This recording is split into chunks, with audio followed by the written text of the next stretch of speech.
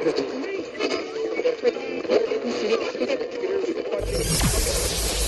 ready for unique, rare, and little-known treasures from the golden age of radio.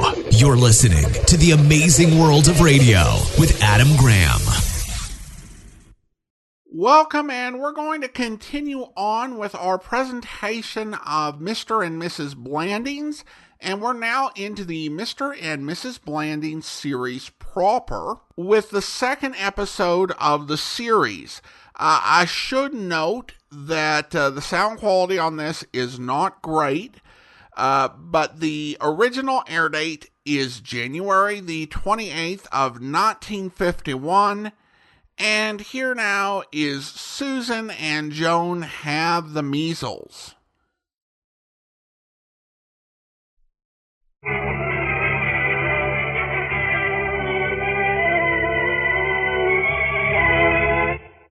Jim. Naturally, he wasn't at the office. Where was he? In the country. At his new house. In bed. Mrs. Blandings. Mrs. Blandings. Maud, Mr. Blandings is asleep. Oh, okay, Mrs. Blandings. Don't you want your... No. What is it? What is it? Oh, wait. What time is it? Go back to sleep, dear. Oh, no, I won't. I promised to take you and the children to church. Get my coffee. It's Wednesday. I'll drink it anyway. Oh, no, of course. Of course. Your office is closed. Mrs. Gardner's funeral is today. Why, bless her soul. Me a whole day to myself. Do you realize that, Muriel? I can spend the whole day in bed if I want to. Just think of it. I can stay home, count my socks. I wouldn't if I were you. Why not? Most of them are for the left foot. I don't know why. You probably lean right. Muriel, what are you doing? Telling Maud about breakfast. In a tin can? You know about this. She has a tin can, too. They're both attached to this piece of string. I talk into this end. You know about this, Jim. I do now. What happened to the buzzer? What buzzer? Our buzzer. Our bedroom to the kitchen buzzer. But, Jim, we don't have... Oh, now, Muriel, you know very well we had buzzers. We had them all over the house. But, Jim, Mr. Switch was called away. Mr. Switch? Called right back to Red Hook, New York. You remember. He started there and his uncle called him back. Now, Muriel, close the window. Step back into your slippers. Come over here. Comb your hair on the way. Now, Muriel, who is Mr. Switch? You never listen, that's all. I tell you funny items and you never listen. Yes, well, come now, Muriel. Sit down. Tell me. I'm listening now. No fun telling twice. You even laughed. He became an electrician because of his name, that's why. He became an electrician because his name was Switch. Yes, and that's funny. That's why he became what he became. Like a man called Milk becoming, I don't know. Becoming a cow. Well, of course, that would happen rarely, I grant you, but still. Well, that's why the buzzers aren't connected. They're all here. Uh-huh. May I go back to calling Maud now? Oh, sure. I signaled, and she's just sitting there at the kitchen window holding a can to her ear. I hope she filed down the edges.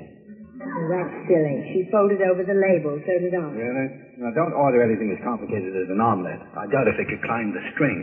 Just coffee. Mrs. Blandings. Mrs. Blandings, may I come in? Come in, Maud. Oh, good morning, Mr. Blandings. Good morning, Maud. May I have some coffee, please? Yes, sir. And Mrs. Blandings, the head mistress, is on the phone from the school. Mrs. Fundle? Yes. Does she use the telephone? Or does she, too, speak into a tin can? Oh, did Mrs. Blandings tell you about our inter-office system? Oh, yes. Listen, Mr. Blandings, it works. I can hear every word Mrs. Blandings says when the icebox is off, just as clear. It was her idea, and I tell Maud, you... what does Mrs. Fundle want? Well, to talk to you, Mrs. Blandings. Uh-huh. Susan's probably been fighting again. I should never have taught her how to punch.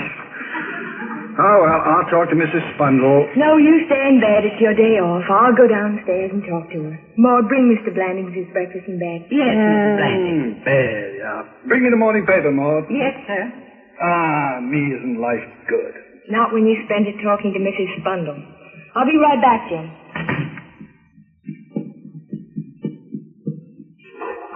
Good morning, Mrs. Fundle. I'm afraid I have bad news, Mrs. Blandings. Your daughter is ill by the measles or athlete's foot. What do you mean, either measles or athlete's foot? Just that, Mrs. Blandings. The girls will have to be isolated. But, Mrs. Fundle, they're both different. Personalities have nothing to do with it, Mrs. Blandings. They are concerned with health and the welfare of the other children in their class. I don't mean Joan and Susan. I mean... Mr. Tommy Pickett as well. No, Mrs. Spundle. No, Mrs. Spundle. How can you not know the difference between athlete's foot and the measles? That's what I mean. I said that it might be honor the decision rests with Dr. Trim, of course. However, he is not here, and we must abide by the opinion of our nurse, Olive. Oh, please, but it might be honor, as I said before. Your daughters are in my office now, and as soon as Dr. Trim arrives, we will send them home. I'll come and get them now. No, Miss Blandings. We must have Dr. Trim's opinion. But do it indeed and prepare for honor. But Mrs. Spundle. I put a maraschino cherry in the middle of the grapefruit, Mrs. Blandings. You think Mr. Blandings will like it? Oh, give the tray to me, Maud. I'll take it up. All right, I'll go get yours. Jim? Breakfast? Oh, good, I'm hungry. Oh, what a day, what a lunch. Did you bring the paper? Mrs. Spundle says they either have the measles or athlete's foot. What? That's what she said. Either one, either one. Joan or Susan? Both. Either one. I see. They're coming home as soon as we get an opinion. Well, I'll give you one right now. Tell them to stay where they are. This is my day. It doesn't make sense. It certainly doesn't. Measles are serious sometimes. Who the devil put the cherry in my grapefruit? Muriel, you know how I feel about cherries. How could they get athlete's foot if they don't take showers at school? I don't understand it at all. Where's the wastebasket? Maud took it down to empty it. But how? That's what I want to know. Could you confuse the two? What's wrong with Miss Olive? Is she crazy? Do you mind if I put this cherry in your tin can telephone? Jim, I really don't care what you do with it. Now help me figure this out. Oh, well, I might as well. My day is ruined anyway. It might just as well be Sunday. That doesn't mean that I don't love the children. It just means they remind me of Sunday. Jim, please don't leave me alone in this family crisis. All right. Now, let's look at this sensibly. Now, when they come home, if they have spots on their faces, they have the measles. If they itch, they might have measles or athlete's feet. Now, if they have spots on their feet, that means they have athlete's measles. Really? Is there such a thing? Well, of course, well known. You isolate the athlete's feet and send the girls back to school. Without their feet? Naturally. Now, run downstairs. Now, go on, Muriel. Run downstairs like a good girl and get the paper. Oh, be quiet. And be sure to let me hear the next installment after lunch. And whatever, mind you, you and Mrs. Spundle and Miss Olive decide is wrong, will be sure to ruin the rest of the day for all of us. My goodness, I should have gone to Mrs. Guyder's funeral. Well, I do think so. Get the paper, Muriel. You are being mean. Your own daughter. Yeah. Yes, Jim. Now, listen to me. I've had the measles 12 times, and I've read all about athlete's feet. Joan probably sat too near the radiator. You know how hot in the face she gets. I hardly think that Susan and Tommy Pickett in different rooms could have done the same thing. You'll get the paper, will you, please? Oh, what's that? The signal. What signal? The tin cans. Oh, yeah. Now, tell me, not that I'm terribly interested, did you ring a bell to signal Maud? Because if you did, I didn't hear it. No, I knocked on the window with a small rock very gently. Well, why doesn't Maud do the same thing? That bell is quite disturbing. You can't knock upwards. You don't say. I've got to answer. The rock only hangs on one end of the string. The down end it won't hang up. That's obvious. What? What? I can't hear you. You're swinging the string again, Maud. All right. Yes. Measles. All right, Maud.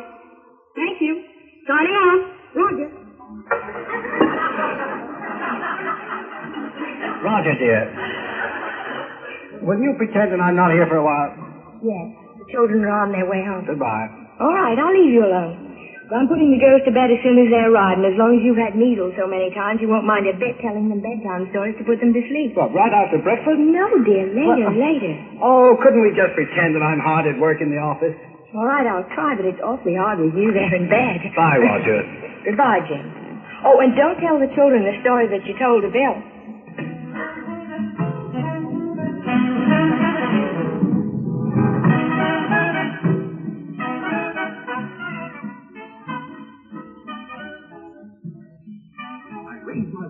I prepared to shoot. The moose charged straight at me. I squeezed the trigger, and the gun jammed. Why? Oh, don't ask me. Well, what was I going to do? Unjam it. I couldn't. I was paralyzed with fear. I could feel the moose's breath. How did it feel? I couldn't breathe. Oh, that was good. Why? Wasn't it? Oh, I don't know. Suddenly, I felt a blow on my head. What was it? I was pushed right into the ground, and the moose thundered over me. Wow. What was it? Oh, moose, I told you. No, the blow. Oh, that. Oh, yeah. My guide, Jack Eaglesfoot, he pushed me into a ditch and saved my life. Was he an Indian? Yeah. With long black hair and the horse? No, strangely enough, he had red hair. He did. Did he scalp you? What'd you say, Joan? Did he scalp you? Yes, Joan, he did. I was bored for years afterwards. Oh. Well, that's enough for tonight. Now, you two dear children, go to sleep.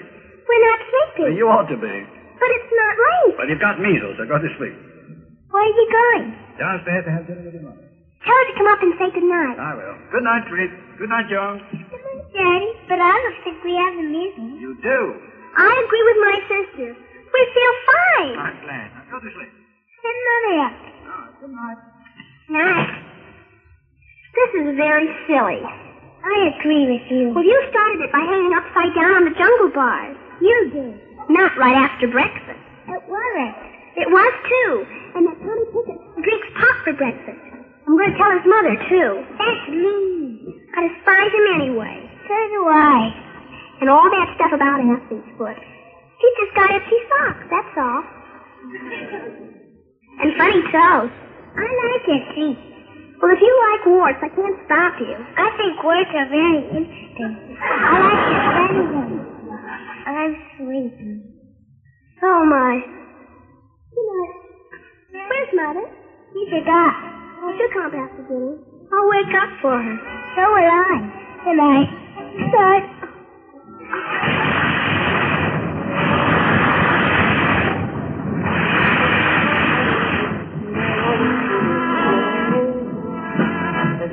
This is Bill Cole again. Maybe you're wondering how I know about all this. I'd have been much happier if I didn't. But as I told you, I had to see Jim. Being the soul of integrity that I am, I pursued him with the relentless intensity of a depressed bloodhound. I guess when I arrived in the country, Jim and Muriel must have been just finishing dinner. You can take the plates away now, Mark. Yes, sir. Well, looks as if I can't help having a few days off. Spend the winter at Blandings Quarantine Cabana. I thought Margaret, my secretary at home, and she'll tell Mr. Guider and Mr. Block. Fortunately, I can work out the whole campaign here. She said the funeral was very nice. They were all glad to get out in the sun. You done, Charlie? Yeah. The children said they feel fine. Oh, that's a relief. I'll go up in a few minutes and say goodnight. Perhaps I should have given them mustard bath. What do you think? What? Weren't you listening? Oh, no, I'm sorry, dear. You know, Muriel, I'm a little annoyed at Bill. That's not unusual, is it? No, but this is different. I asked him to go over the plastic rose account. The Chicago office is very irritated. He just wouldn't take the time. Can't you do it over the phone? No, he's got the papers. We've got to study them together. He was supposed to spend time with me in the office yesterday. Didn't show up. Looks as though you'll have to do it over the phone now that you're in It quarantine. should have been settled yesterday. Do you want anything else? Oh, just coffee, not too strong. Tell Maud it tastes as though she boiled it in one of her shoes. Come to think of it, both of her shoes. You're right. Through, Mrs. Blandings. Yes, Maud, just coffee. And make it weak, Maud. Yes, sir. Does Bill know that you weren't there? I don't know. He probably does. Everybody was at the funeral except one girl at the switchboard. Oh, I don't care. If that's Dr. Trim, when you talk to him, I'll go up and talk the girls in. Okay. Oh, and find out why Miss Olive thought they had athlete's foot. That bothers me. Well, she was probably looking at her own feet when she made the diagnosis. Come along, dear. I'll only be a minute. Take your time. Mr. Blandings. Yeah. Mr. Cole is here. He's all dressed up. Very handsome. Maud, you didn't let him in. Yes, I did. But Maud. Jim? Bill, get out of here. What's wrong with you? Don't come in here. Don't worry, I'm not going to stay. I'm giving you service. Look, I brought the papers with me. I haven't got much time. But, Bill. We can run over them, straighten the whole thing out. Now, I told you. Look, Jim, I'm on my way to a very important dinner. Now, I've studied the papers thoroughly. Let's discuss the very few salient points, and then I'll be on my way. Now, there's plenty of time. Bill, this is a tough problem. I told you I've studied this. You have no problem at all. But you have, my friend. Take your time, Bill. Sit down. Relax. Look, I'm in a hurry. I'll stand up if you don't mind. Now, listen, paragraph 1, plastic roses in District A interfering with Anna's flower shop on the same street. I don't see how that concerns Guider, Fleet, and Blott. Now, paragraph 2. Bill! My goodness, does a dinner coat shock everybody in this community? Jim, why did you stop him? What is wrong with you two? Compose yourself. Sit down. He keeps telling everybody to sit down. Bill, keep quiet for a second if you can. Muriel, sit down. Sit down yourself. I don't want an explanation. I'm leaving. I'm late now. We'll settle the whole thing tomorrow. We'll settle it now. We will not. I'm late. You can't go, Bill. Why, Muriel, dear, I've got to go. You can't. You've got to stay. Muriel's right. Sit down. Take off your shoes over there.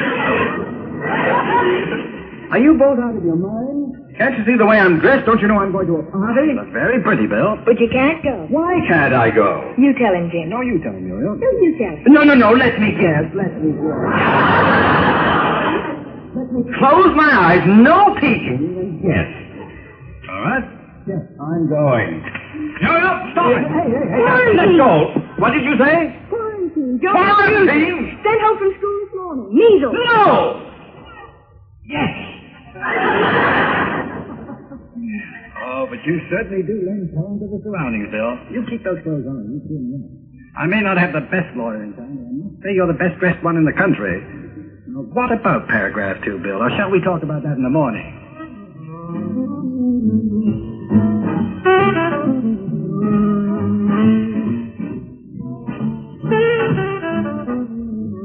I can't understand why you put a call in on top of mine. I've been trying to get that call in all morning. I didn't know about yours. You know now. Cancel yours. But mine is important. So is mine. Now, which is the most important, New York or Washington, D.C.?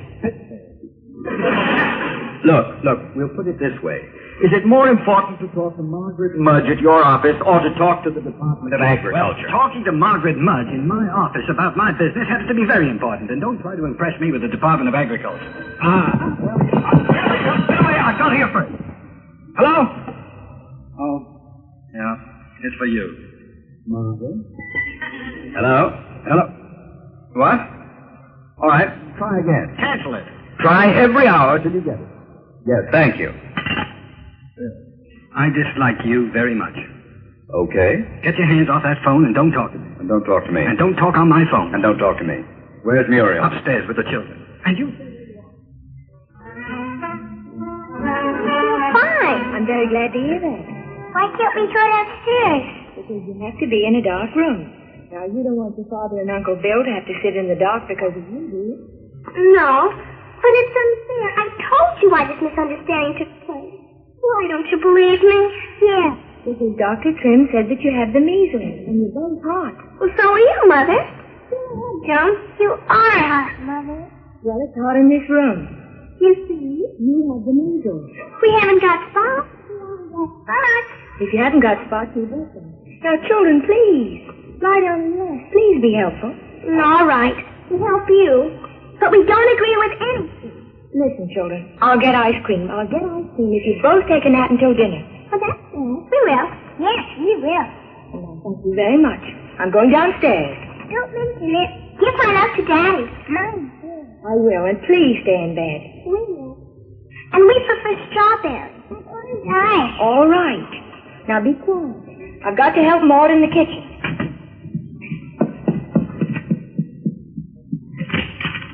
Maud, will you tell the grocery store to send some ice cream with the order and one orange popsicle? Neither Mr. Cole or Mr. Blandings will let me near the phone. Why not? Don't ask me, Mrs. Blandings. They just sit and glare at the phone and won't allow anyone near it. Hadn't you called the grocery store? Yes, I wrestled the phone away from both of them around 3 o'clock, Mrs. Blandings.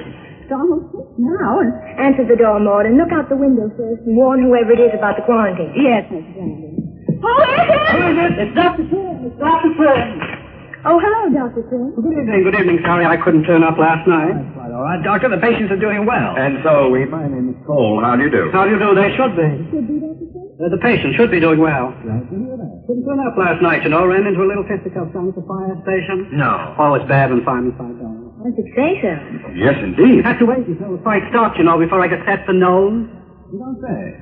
Well, how fortunate that you happened to be there at the time. Lived right next door. Oh, very distressing. Such fine fellows, too. Like them all. What can we do for you, Doctor? They gave them their dog, you know. Typical fireman's dog. Pitbull. What about a drink? Thank you, yes. A real killer. Good for fires. Keeps other dogs away. I'll get some stuff. Good idea. Sure you won't change your mind, Doctor? Outside fires with all sorts of animals underfoot. Wouldn't you like to see the children, Doctor? Oh. Embarrassing. When children get angry, they get mean, you know, and I get embarrassed. So long since I was one, you know. But our children are very nice, really. They're a little upset, but measles aren't fun. No, they aren't. And I hate mumps, too. No one can say I'm not a hater of disease. I just hate it. My. The point is, I meant to come by last night, ran into a little fisticuff. Yes, out at the firehouse. Pit bull, you know. Terrible. Suspender snapping. A hose fell right off the wall. And what was it doing? Extra one stored on the wall, you know. Anyway, mind if I have a drink of water? I'll get one, Dr. Oh, thank you, ma'am. Anyway, I clean forgot. Poses must have made me think of water. Funny associations. But nothing last night reminded me of measles. Well, the children got along beautifully. Point is, I meant to come by and apologize personally for the mistake. What mistake? Here's your water, Doctor. Oh, thank you kindly. I couldn't come by today, too busy. It seems as if your charming daughters haven't got measles at all. What? Seems as if Miss Olive, in her job, through no fault of mine, told Mrs. Spundle that she suspected measles. An athlete's foot. Mrs. Spundle called my nurse called me. I told her to call back and tell Mrs. Spundle that from the symptoms she reported, measles might be the case. From then on, the whole thing swept right out of my hands. No. Next thing I hear when I arrive at the school is that the Blandings girls have gone home. The whole school in an uproar. Mrs. Spundle running up a white flag. What do I do? Parents calling teachers. Why, I tell you. What did you do? Went right over to Tommy Pickett's house. He lives next door, you know. Rolled up my sleeves and took a look. I said to his mother, if this little boy has got the measles, then I'm a double boiler. His stomach's upset, that's all. I gave him a soda-mint tablet and a good slap in the back and cured the whole darn epidemic. Well, why didn't Mrs. Spundle call us and tell us? Oh, I didn't get to Tommy's house until just before the fight in the firehouse. It was too late to call Mrs. Spundle then. She goes to bed with the chickens, you know. Called first thing this morning. She reported to me this afternoon that she tried to call you folks all day, but your line was being held clear for long-distance calls. I told her I'd break the news. On second thought, I don't mind if I do. What? Have a drink. I'll take rye if you don't mind.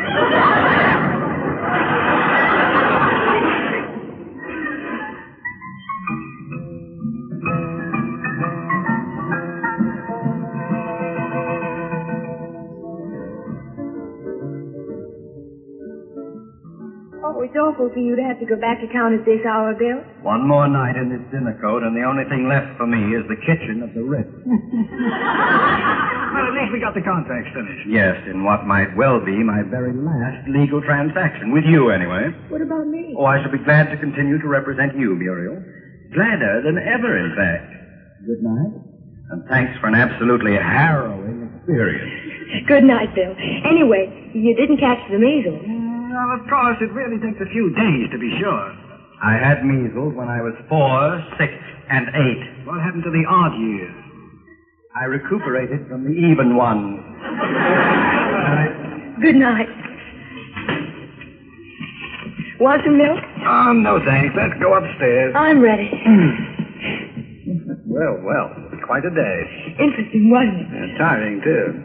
You know, I wish I did have a glass of milk. And while it's still up, use my tin can telephone. Who, me? Sure. Just hit the kitchen window very gently with a rock. Well... There's a string. It's hanging over the windowsill. Okay. Let's see now. What's that? Who knows? Hello, Maud? Hello, nothing. Who broke my kitchen window? Well, listen to that, Muriel. I can hear it just as clear. Why not? Why not, indeed? There's no kitchen window between you anymore. Who broke my window? Roger. Good night, Maud.